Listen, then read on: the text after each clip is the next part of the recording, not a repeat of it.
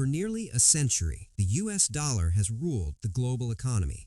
It dominates international trade, global reserves, oil markets, debt markets, and financial systems. When countries buy oil, they use dollars. When governments store wealth, they hold dollars. When financial crises hit, investors run to dollars.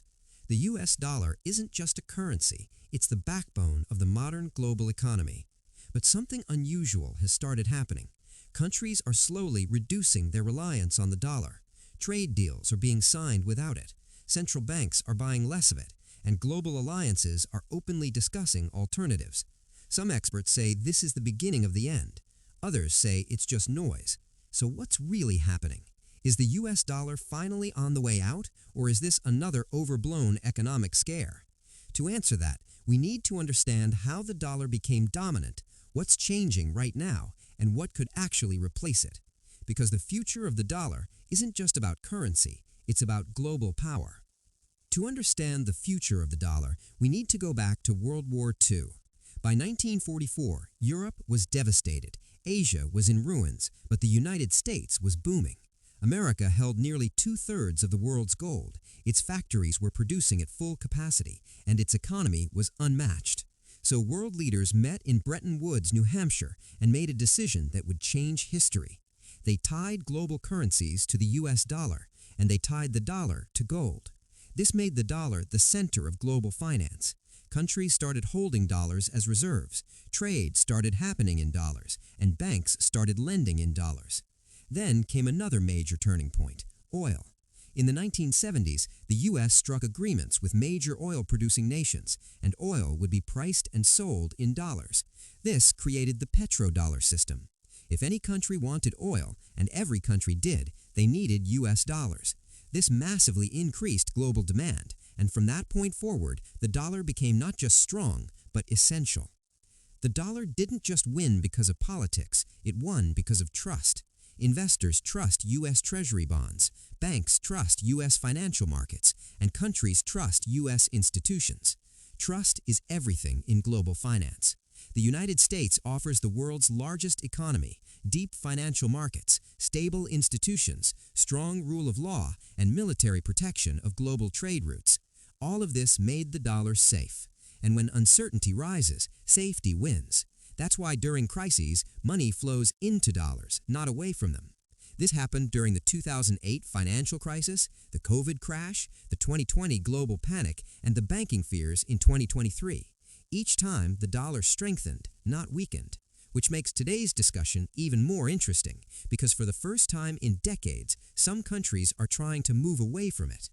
The term you're hearing more often now is de-dollarization. This simply means reducing reliance on the US dollar, and several countries are now actively pursuing it. China and Russia now trade energy in their own currencies. India has purchased oil using rupees. Brazil and China signed agreements for non-dollar trade. Some Middle Eastern nations are exploring alternative currencies. These changes are small individually, but collectively they signal a shift. Countries want more financial independence. They don't want to rely entirely on a currency controlled by another nation, especially when sanctions can cut them off. This is one of the biggest motivations behind de-dollarization. When the US sanctions a country, it often blocks access to dollar-based systems. That makes the dollar powerful, but it also encourages alternatives. A major driver of this conversation is BRICS: Brazil, Russia, India, China, and South Africa. These countries represent a large portion of the world's population and growing economic power. They've discussed a shared currency, non-dollar trade settlement, alternative payment systems, and central bank cooperation.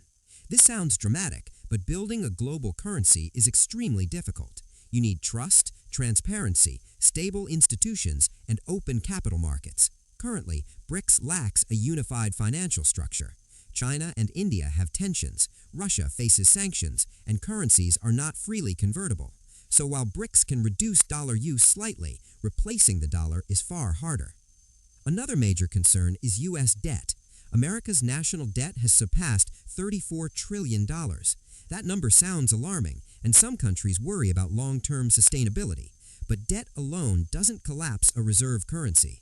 Japan has very high debt, yet its currency remains stable. What matters more is trust, and global investors still trust U.S. markets because they remain the deepest and most liquid in the world. For the dollar to fall, something must replace it. So what are the options? The euro has strong economies behind it, but political fragmentation weakens unity. The Chinese yuan is tightly controlled, and investors can't freely move money, which limits global adoption.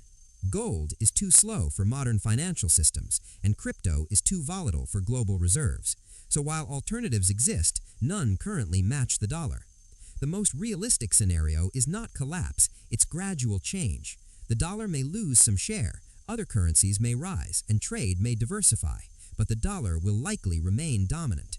This creates a multipolar currency world, where the dollar still leads, but others gain ground.